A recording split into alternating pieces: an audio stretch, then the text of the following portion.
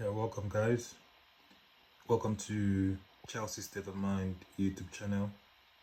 Yeah, where I'll be analyzing matches before kickoff and also talking about giving analysis of the match as it's going on, doing live stream analysis and also post-match analysis.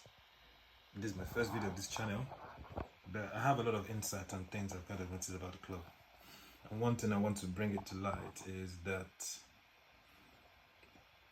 it's going to be a short one, but looking at this game, I think we've mismanaged the progress and the the effort we've made so far coming before this season. So now what Maresca needs is making Chelsea players feel confident. That's all they need. It's not about any other thing, it's just that confidence. So looking at it, I'm looking at this one, I'm looking at the great Jose, who's back, Stamford Bridge.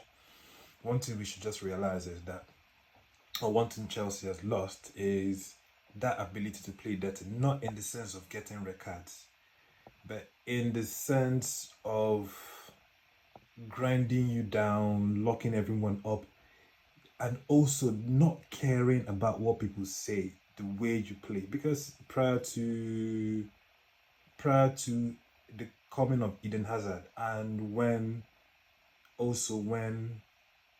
Chelsea had Benitez, we are kind of known. They said Chelsea used to play negative football, but not necessarily. We never used to play negative football. But what the idea is, Chelsea then, even if we are one man down, two men down, we don't end up losing that game hardly. I can count maybe a few that we had a record that we even end up losing.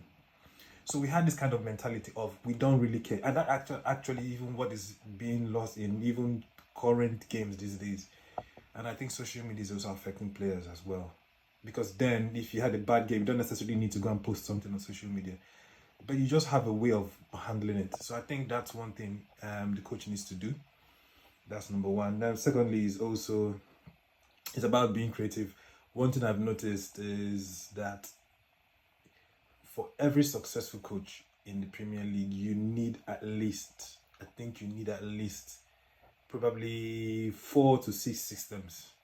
6 systems you're gonna use to play that season throughout. All of them must be tight, waterproofed, risk-free. At least the risk will be less.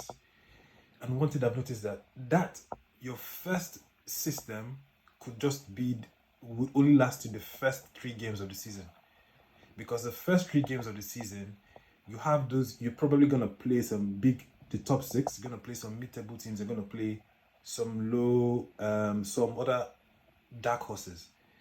Now, if in this kind of situation, you need a system that first of all is probably to a large extent, not necessarily the way you are known to play, but whatever it is. I'm not a coach. I played football as well, but I'm not a coach anyway. But one thing is the system you're going to use, you have to make sure that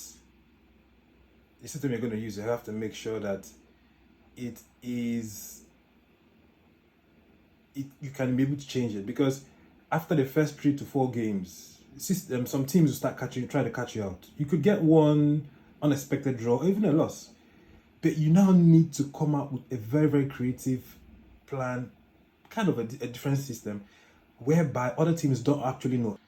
Yeah, so hoping for the best, and let's see how it goes. So I hope he has a backup, because the thing is just being creative.